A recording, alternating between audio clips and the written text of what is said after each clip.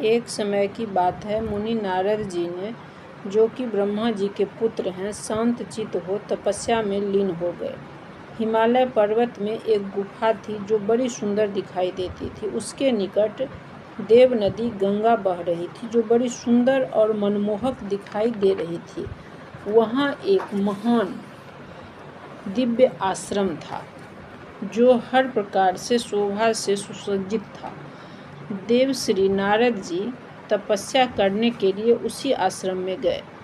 उस गुफाओं की सुंदरता को देखकर बहुत प्रसन्न हुए और लंबे समय तक तपस्या करते रहे। उनका हृदय शुद्ध था। वो पूरे मन से लंबे समय तक वहाँ तपस्या में लीन रहे। बहुत दिनों तक समाधि में लीन रहे मुनिवर नारद जी जब इस तरह की तपस्या करने लगे तो उनकी घोर तपस्या को देखकर इंद्र को बहुत मन में चिंता हुआ। इंद्र कांप उठे। वो मन ही मन परेशान हो गए। वो नारद मुनि मेरा राज्य छीन लेना चाहता है। मन ही मन ऐसा सोचकर इंद्र ने उनकी तपस्या में बाधा डालने के लिए प्रयत्न करने की इच्छा की। इस समय देवराज ने अपने मन से कामदेव का स्मरण किया। स्मरण करते ही कामदेव आ गए। इंद्रदेव ने उन्हें नारद जी की तपस्या में बाधा डालने का आदेश दिया। यह आदेश पाकर कामदेव बसंत को साथ लेकर बड़ी खुशी से उस स्थान पर गए और तपस्या भंग करने के उपाय करने लगे। उन्होंने वहां जल्द ही अपनी सारी शक्ति लगा डाली। बसंत ने भी अपना प्रभाव डालने की कोशिश की। अनेक प्रकार से कोशिश करने के बाद भी बसंत और कामदेव अपने प्रयास में सफल नहीं हुए। नारद मुनि की तपस्या पर कोई फर्क नहीं पड़ा। महादेव जी की कृपा से बसंत और कामदेव का सारा घमंड चूर हो गया। ऐसा होने का जो कारण था उसे आप प्रेम पूर्वक सुने। भगवान शिव की कृपा से ही नारद मुनि पर कामदेव का प्रभाव नहीं पड़ा। पहले उसी आश्रम में काम शत्रु भगवान महादेव ने उत्तम तपस्या की थी और वहीं उन्होंने ऋषि मुनि के तपस्या को नाश करने वाले कामदेव को गुस्से से भस्म कर डाला था। उस समय रति ने कामदेव को पुनः जीवित करने के लिए देवताओं से प्रार्थना की। तब देवताओं ने समस्त लोकों का कल्याण करने वाले भगवान शिव की प्रार्थना की। देवताओं के बार बार आग्रह करने पर भगवान शंकर बोले, देवताओं, कुछ समय व्यतीत होने के बाद कामदेव जीवित तो हो जाएंगे, परंतु यहाँ उनका कोई भी शक्ति काम नहीं करेगा। यहाँ खड़े होकर लोग चारों तरफ अपनी दृष्टि दूर तक, जहाँ तक उनकी आंखें देख पाएगी, देंगे, वहाँ तक कामदेव के बाणों का कोई प्रभाव नहीं चल सकेगा। भगवान शिव ने जो बात कही थी उसी के कारण नारद जी को उस समय कामदेव के बाणों का कोई प्रभाव नहीं पड़ा।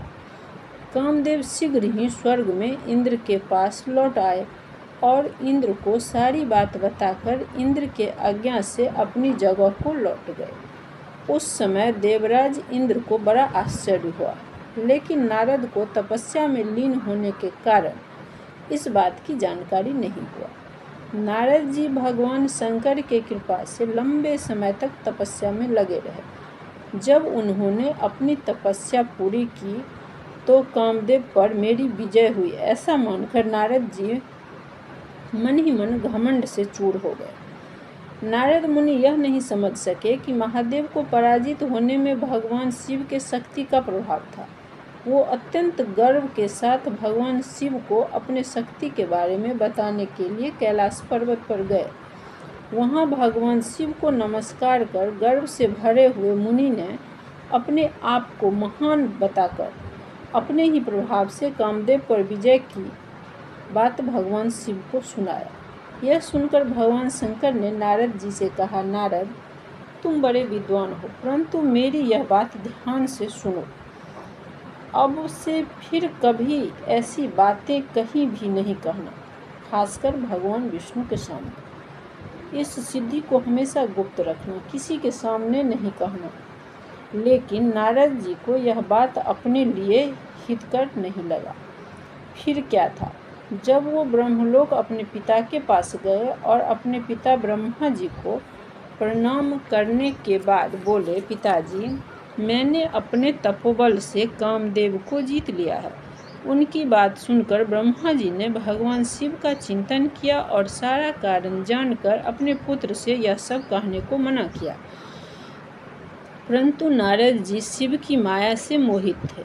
उनके मन में घमंड आ गया था, इसीलिए नारद जी अपनी तारीफ करने के लिए विष्णु लोक गए।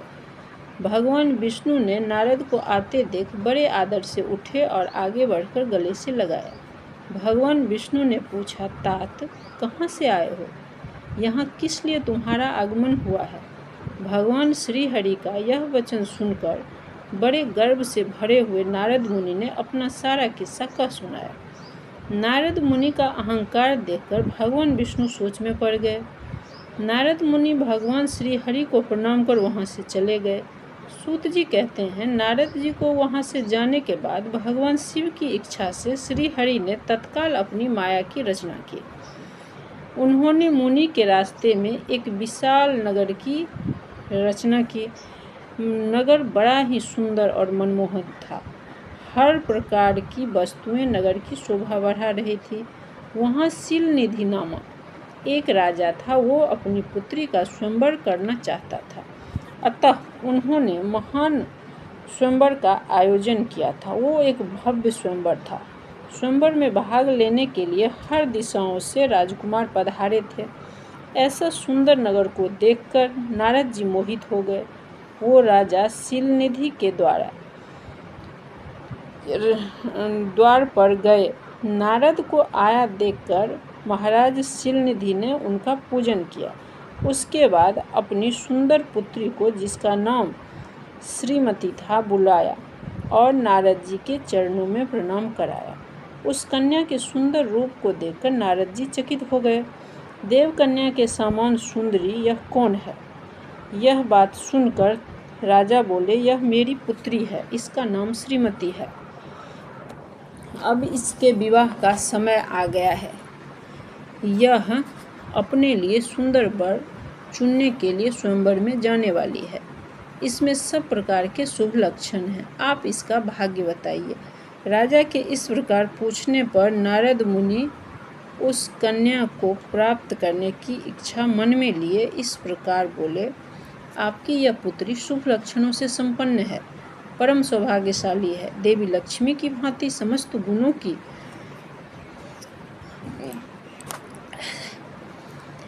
आगर है। इसका पति अवश्य ही भगवान शंकर के समान सब देवों से श्रेष्ठ होगा। ऐसा कहकर राजा ने विदा लेकर मुनि नारद वहाँ से चल पड़े। वो काम से वशीभूत हो गए थे। नारद मुनि मन ही मन सोचने लगे, मैं इस कन्या को कैसे प्राप्त करूं? वो कन्या मात्र मुझे ही चुने, यह कैसे हो सकता है? हर नारी को सुंदरता बहुत प्रिय होता है। ऐसा सोचकर नारद ने सोचा, अगर मैं सुंदर हो जाऊं तो वह खुशी से मेरा वरण करेगी। परंतु वह भगवान विष्णु के पास विष्णु लोक पहुंच गए और बोले, हे भगवान, आप मुझ पर कृपा कीजिए। मैं आपका प्रिय सेवक हूँ, अतः आप अपना स्वरूप मुझे दे दीजिए, जिससे राजकुमारी श्रीमती मुझे ही अपने वर के रूप में चुने। सूत जी कहते हैं, नारद जी की ऐसी बात सुनकर भगवान मधुसूदन हंस पड़े और बोले, हे मुनिश्रेष्ठ, तुम अपने स्थान पर जाओ। मैं तुम्हारा उसी प्रकार भला करूँगा जैसे कोई अच्छा वैद्य रोगी का करता है जब वह अत्यंत पीड़ा में रहता है, क्योंकि तुम मुझे विशेष प्रिय हो। ऐसा कहकर भगवान विष्णु ने नारद को मुख तो वानर का दे दिया, सारा शरीर जैसा था वैसा ही रहने दिया।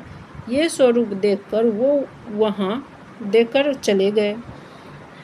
भगवान की बात सुनकर और उनका मनोहर रूप प्राप्त हो गया, ऐसा समझकर नारद मुनि को बड़ा खुशी हुआ।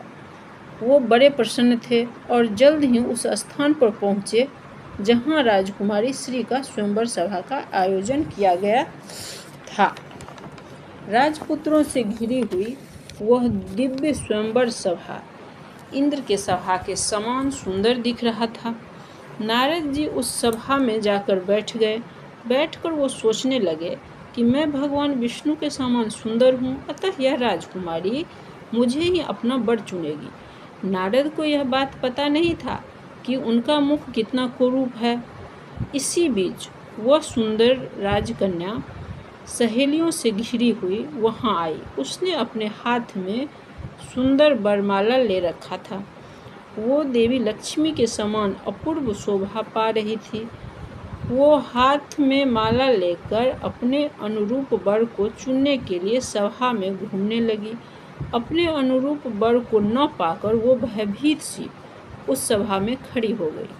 इतने में राजा के समान वेशभूषा धारण किए भगवान विष्णु वहां पहुंचे।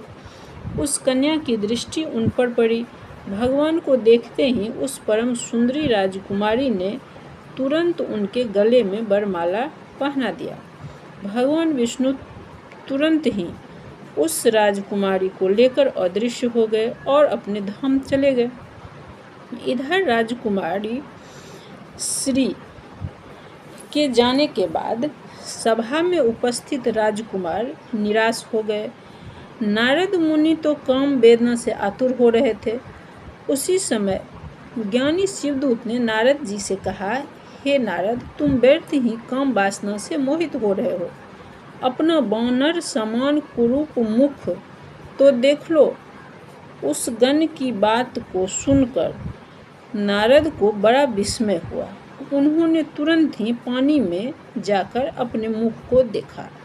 वानर समान मुख को देखकर क्रोध से जल उठे और उन दोनों शिवगणों को श्राप देते हुए बोले, तुम दोनों ने मुझ ब्राह्मण का उपहास किया है, अतः तुम्हारा अगला जन्म राक्षस कुल में होगा। इस तरह के श्राप को देकर नारद मुनि वहां से चल पड़े।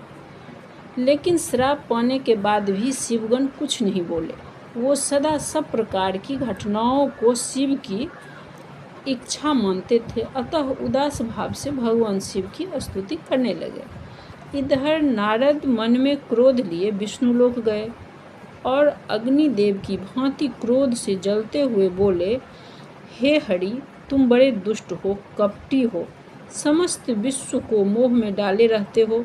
दूसरों की खुशी तुमसे सहा नहीं जाता, तुम्हारा स्वभाव अच्छा नहीं है। इस बात को जानकर मैं आज तुम्हें ऐसा सीख दूंगा कि आगे किसी के साथ तुम ऐसा करने की कभी सोच भी नहीं सकोगे। भगवान विष्णु से ऐसा कहकर श्राप देते हुए नारद बोले, विष्णु, तुमने स्त्री के लिए मुझे व्याकुल किया है। तुम भी उसी प्रकार स्त्री वियोग का दुख भोगने के लिए मानव के रूप में तुम्हारा जन्म होगा।